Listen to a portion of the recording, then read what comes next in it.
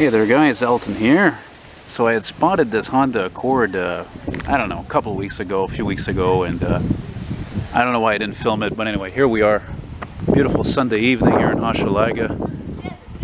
And you have to excuse me, man, I biked a lot today with that 58 Schwinn, and as beautiful and comfortable a ride as this bike is, it's heavy as hell. It's like riding in the equivalent of like in a Chevy Caprice or something, you know? This, on the other hand, is like the equivalent of a modern aluminum bike, you know? Anyway, enough with the bikes.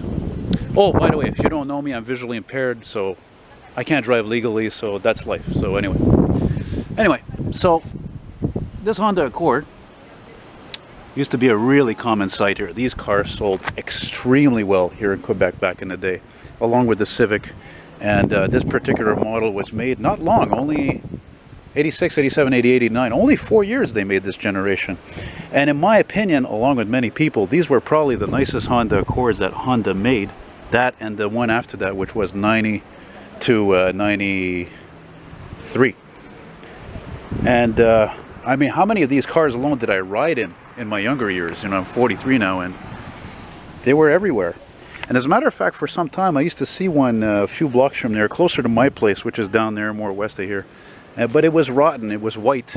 I almost wondered if this was the same car, actually, and that it was, you know, happened to be restored and bodywork was done. And I mean, the car was not in horrible shape, but it was really in the condition of, you know, the last ones that were remaining as daily drivers you would see. You know, like the paint was shot and there was rust here and there. And this is actually a typical color in those years, specifically 88, 89. You know, and of course at that time you had this model, the EX, and then you had the EXI, which was a step up, and then you had the EXR, which was like top of the line. This is a really nice car. It's a very nice condition. Is it from Quebec? I don't know. I would think probably not. It could be, but again, this is the worst place in the world to have a car. The roads are in terrible condition in a lot of places. Winter is fucking like 6 months out of the year. So how would this car have survived? I don't know. I don't know why the door here doesn't line up here, the trim. This is like usually something you see more on an American car. Interior color? Interior is gray. I remember when I was back, let me see, in high school, 94, I stayed an extra year. 94, I was 18. And I remember my one of my good friends, Mark Sege, he got his driver's license, and he came to pick me up with this with our other friends, and it was silver, but it was an EX. So the silver one had the black bumpers and it had the black door handles, and nothing was monochrome or anything. It's a very nice specimen. You got your sunroof. My Uncle Brian had a nice one too. He had an 86. It was beautiful. Burgundy tinted windows like that. Clean. But the 86 was like not a very good year mechanically speaking for these cars. They were not as well made. But oh, I'm sorry, I'm out of breath. I'm going home and I'm going to go make some spaghetti. And